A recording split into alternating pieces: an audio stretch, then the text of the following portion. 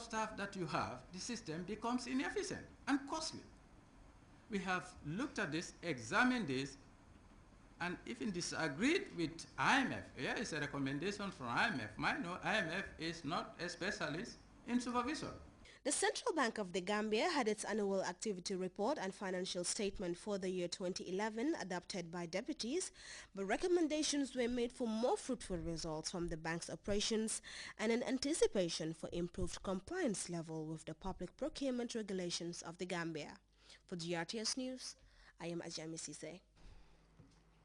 Birkama Area Council has presented a check for $800,000 to the Gambia Agency for the Management of Public Works GAMWorks as part of the Council's first counterpart contribution to the $4 million Community-Based Infrastructure and Livelihood Improvement Project CELIP. As Ndai Kumbademba reports, the funds will be used to execute vital community development projects in the West Coast region.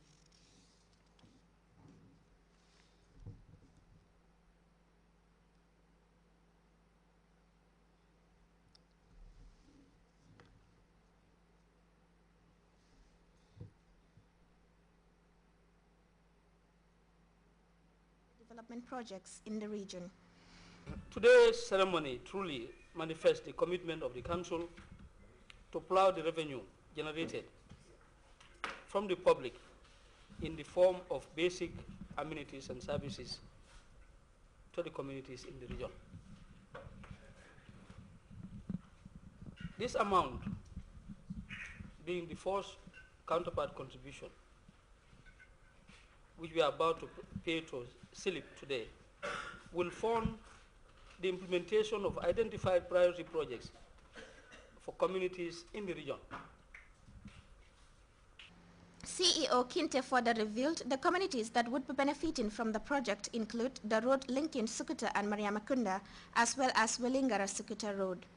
Governor Lamin Sane was of the belief that this latest project will not only give a new facelift to the area, but will as well augur well for decentralization by addressing the needs of the locals. Governor Sane entreated the lucky communities to take ownership of the interventions. And these few chosen ones are the ones privileged to get this opportunity from GAMWorks and the area council. And I want to encourage them to make sure that maximally they endorse this program or this project, they make sure it is their own projects. Because we have seen as councillors before, other communities, when project comes, they will see it as government project or a council project. This is why, aside the counterpart contribution from area council, which is $800,000, I want the councillors to be part of this implementation, to talk to their communities, to be part of the implementation so that they can see it as their own project or as their own programs. These projects been rolled out by the Brikama Area Council in conjunction with the SLIP according to the authorities at the Ministry of Regional Administration. Lands and traditional rulers are in line with government's priorities. Not a surprise one to me, as I am fully convinced that Brikama Area Council under its able management will endeavor to seize this opportune moment to access the requisite funds set aside on the CELIP for the provision of much needed infrastructural facilities for the West Coast region. You will all agree with me, Mr. Chairman, ladies and gentlemen, that under the dynamic leadership of His Excellency, the President of the Republic of the Gambia, Sheikh Professor Alhaji Dr. Yahya A.J.J. Jammeh, the sky is the limit for the implementation of such projects. The monitoring and evaluation specialist at the SLIP project, for his part, expressed satisfaction with the response of the Brikama Area Council. Supposed to contribute 5%, and that translates to $1.733 million. And we are happy today to receive $800,000, which means there's a balance of $900 and something thousand in stock, and $30,000 in stock. Indeed, on behalf of GAMWorks, we are happy to receive this check, and this shows a sign of commitment from the side of Council to absorb the funds that are allocated to help alleviate poverty and enhance government's drive towards poverty reduction as enshrined in the page blueprint. SAR further assured Brikama Area Council of Gamwork's technical capacity to the Brikama Area Council when it comes to dealing with the infrastructure constraints that have a bearing on the lives of residents of the West Coast region. For GRTS News, I am Nekuma Demwa. Well, following appeals by the President of the Republic of the Gambia and the Supreme Islamic Council for all mosques to recite the Holy Quran 7 times for peace to reign in the country and the world at large, the faithful have responded positively to the requests. Babuka Senghor has more on prayers in Banjul and the environs. واصلب سجال بك لا ذنوبنا ومن علينا بستر عيوبنا اللهم اجعل تقواك زادنا وثقة بك سقرنا واتقادنا وأمن من الجوع والقوى بلادنا وسائر بلاد يا رب العالمين. Most congregations across the country today took part in the symbolic day of prayer for world peace. Muslims who converged on the Pipeline Mosque for the regular Friday Juma took time to offer special prayers for peace to prevail in the world. Imam Ratib of Banjul, Al-Haji Cherno Maska, with other imams and Islamic scholars were found at the King Fahad Mosque in Banjul reciting the Holy Quran. Imam Al-Haji Chernoka expressed delight at the level of participation by Muslims and thanked all those who turned out for the prayer ceremony. The Imam described the offering of the special prayers as beneficial to humanity. At the Independence Drive Mosque, Imam Muntaha Fai and Imam Masamba Jany all prayed for the well-being of President Jammeh and for peace and prosperity to reign in the Gambia.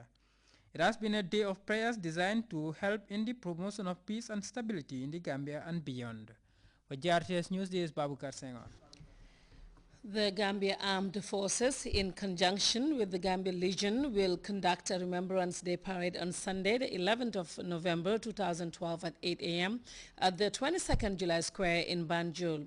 A media release from the Defense Headquarters indicates that the day is organized to remember the ultimate sacrifices of the gallant fallen heroes of the Second World War and other military campaigns. Consequently, the release says 2 buses will be provided to transport the veterans or ex-servicemen to and from their prospective destinations at the following pickup points. Bus 1, Kuloro Mosque, Mandinaba Police Station, Birkama Police Station, Farato Mosque, Yundum Police Station, Lamin NTC, Tabokoto Coastal Road Junction, Superbar, Ibo Town, Old Joshuang Mosque before Elton Fuel Station, and Bus 2, Sukuta Mosque, Bakote Police Station, Sarakunda Police Station, and Bakau Police Station. Departure time for the buses, according to the media dispatch from the Gambia Armed Forces, will be 6:30 a.m. prompt. Well, time now to take our first break. When we come back, we'll take a look at more news. Stay tuned in.